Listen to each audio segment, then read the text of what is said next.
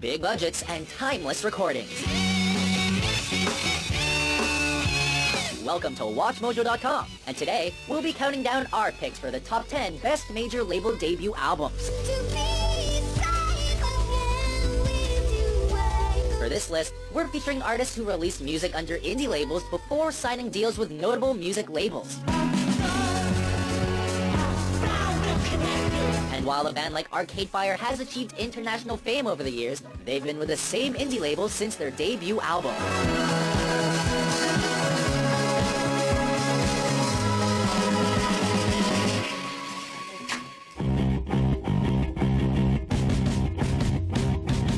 Number 10, Rated R, Queens of the Stone Age.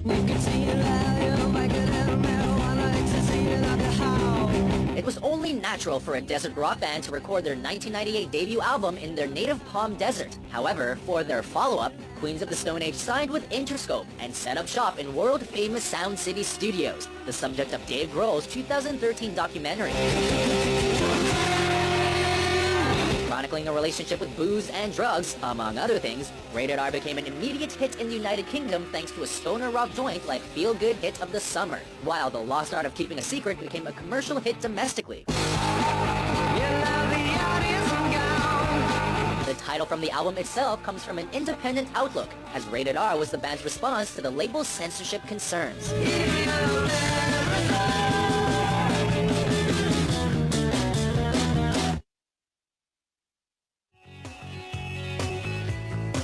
Number 9, Green, R.E.M.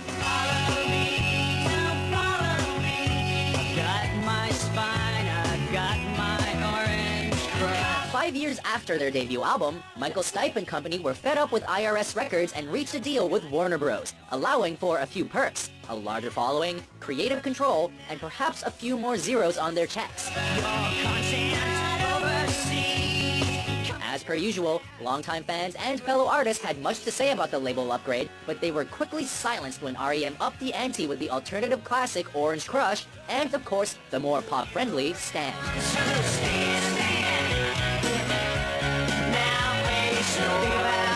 Released in conjunction with the 1988 presidential election, Green marked the epoch of a new era, as Michael Stipe utilized his unique voice musically and politically.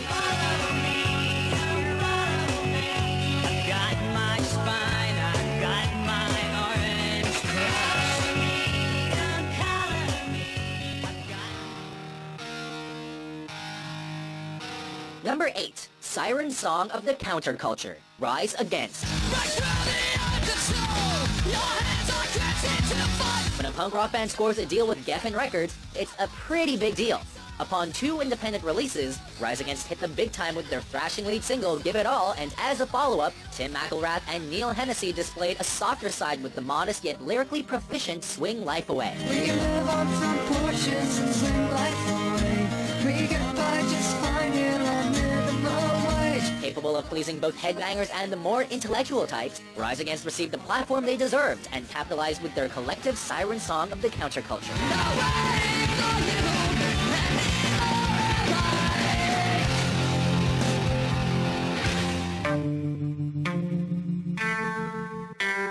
Number 7, Born to Die, Lana Del Rey. Blue jeans, white shirt, walked into the room, you know you made my eyes burn. Formerly known as Lana Del Rey with an A, aka Lizzie Grant, the dream pop artist from upstate New York released her debut album in 2010, and upon a more focused and stylized approach to her stage persona, she secured a distribution deal with Interscope, but only after video games spread like wildfire across the internet. It's you, it's all for you, everything I do.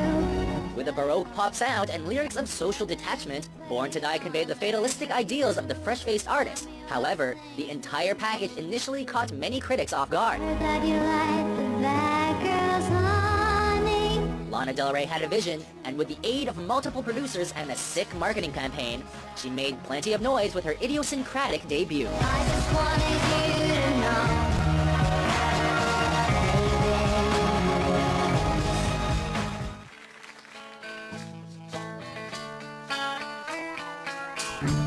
Number 6. The Moon and Antarctica, Modest Mouse. Named after the opening scene of Ridley Scott's 1982 film Blade Runner, this major label debut beholds an intergalactic vibe and was recorded in the final months of the 20th century.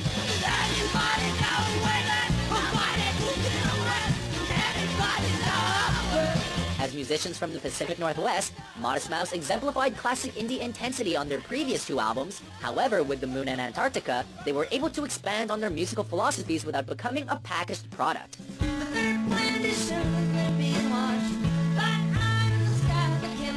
Written entirely by Isaac Brock, the album was far more than just a pleasant surprise. It became one of the most critically acclaimed albums of the decade.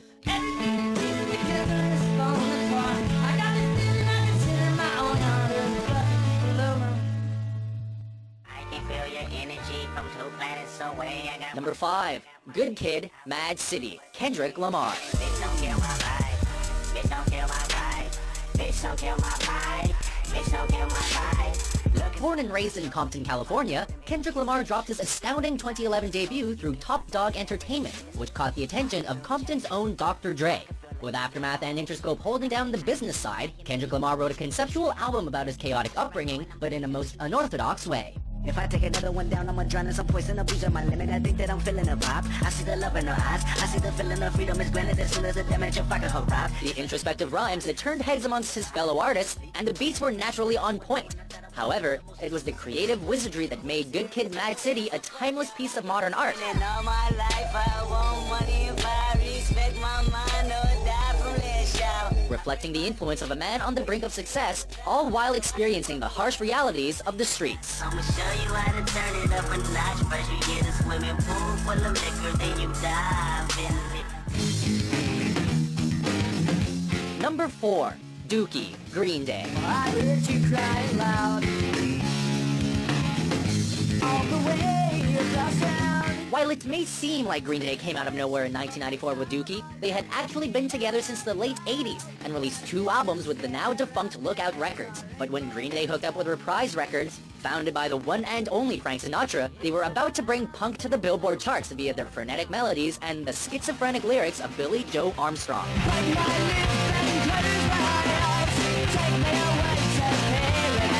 The lead single Longview referenced common daily activities for young punks, and When I Come Around touched on romance. But it was Basket Case that took America by storm and challenged the comfy ideals of 90s mainstream America.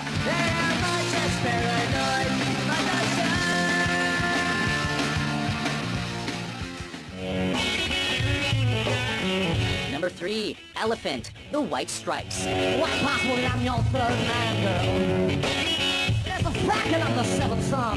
No computers, no tricks, all rock and roll. That was the concept behind the 4th album by Michigan duo The White Stripes. And what do you know? The final product earned them a Grammy Award.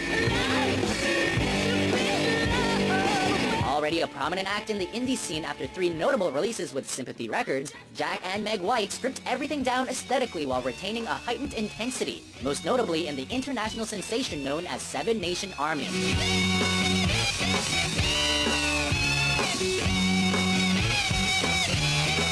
Before Elephant, the White Stripes were respected musicians, and after, they were global rock stars.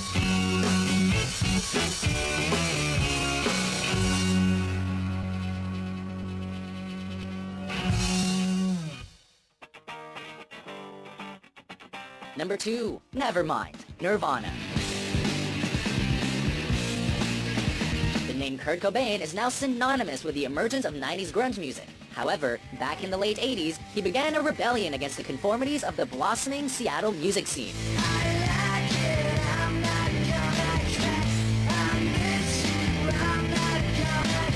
The album Nevermind was the realization of his vision, and with the addition of Dave Grohl on drums, Cobain drew lyrical inspiration from the intricacies of his daily life while aiming to blend a variety of musical influences for an innovative sound, a sound that would ultimately be defined by critics as grunge.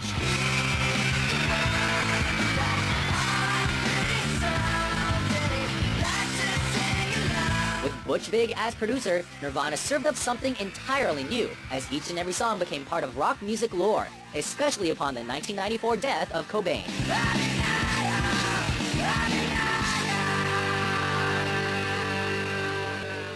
Before we unveil our top pick, here are a few honorable mentions.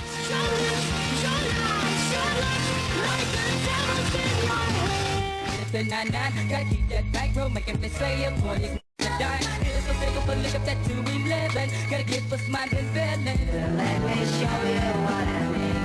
The Messiah is my sister, ain't no kidding, man, she's my queen. Cause my pride is too strong to hold back on my dog. Everybody's looking at me, but I don't see them. Living for the weekend, caught in the deep end, trying to tread water, do it for my unborn daughter. When you're a star, I know that you'll fix everything.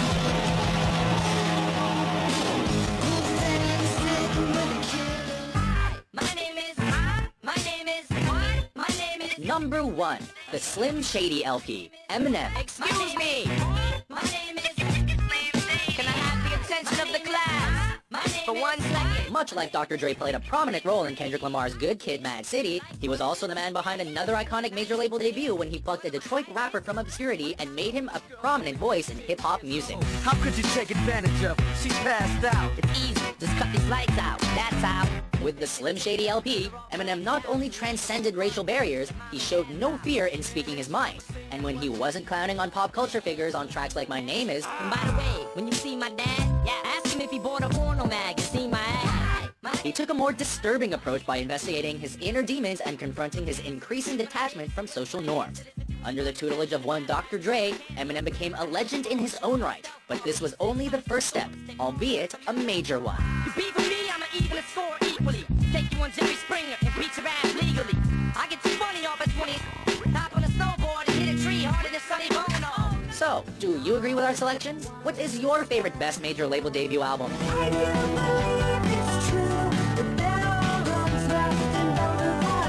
For more mind-blowing top 10s published daily, be sure to subscribe to WatchMojo.com.